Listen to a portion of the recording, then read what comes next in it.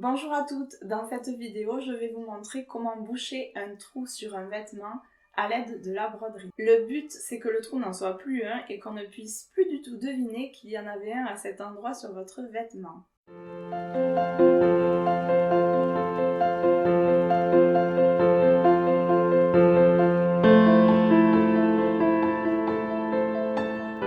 La première étape, c'est de bien choisir votre motif, parce qu'un mauvais choix pourra trahir l'existence du trou. Je m'explique.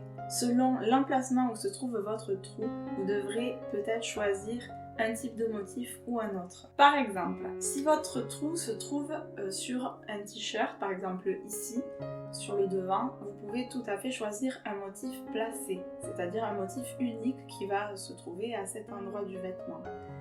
Parce que là, ça sera crédible si vous voulez, un motif unique sur le devant, ok. Par contre, si votre trou se trouve à un endroit improbable, où jamais de la vie on aurait eu l'idée de faire un motif, peut-être qu'il ne faut pas faire un motif placé, mais plutôt un all-over. Je vais vous montrer un exemple.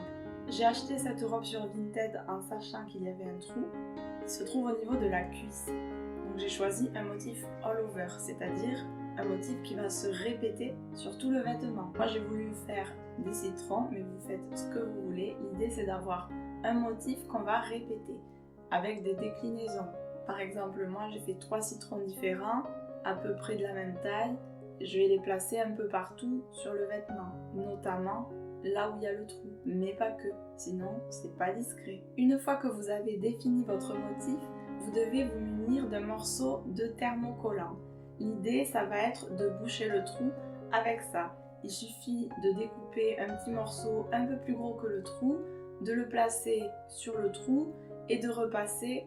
Attention, faites dans le bon sens. Ça évitera que votre thermocollant se colle à votre fer et pas à votre tissu. Voilà ce que ça donne une fois que le thermocollant a adhéré au tissu.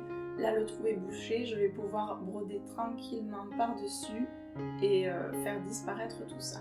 Vous pouvez utiliser le point de remplissage que vous voulez. Moi, vu la taille des citrons, j'ai choisi un passé en piétin parce que c'est une technique assez serrée, donc je suis sûre que les fils ne vont pas bouger une fois brodés et qu'on ne verra pas par-dessous le trou. Par contre, c'est une technique un peu longue, donc pour les feuilles, je vais choisir un passé plat qui est plutôt rapide.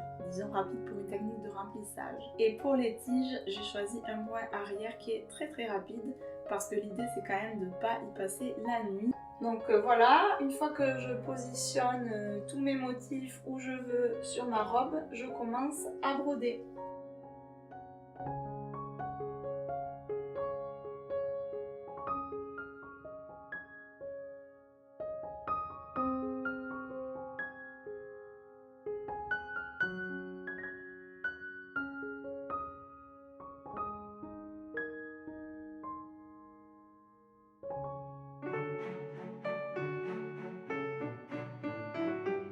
Et voilà, j'espère que ce tuto vous aura permis de sauver certains de vos vêtements.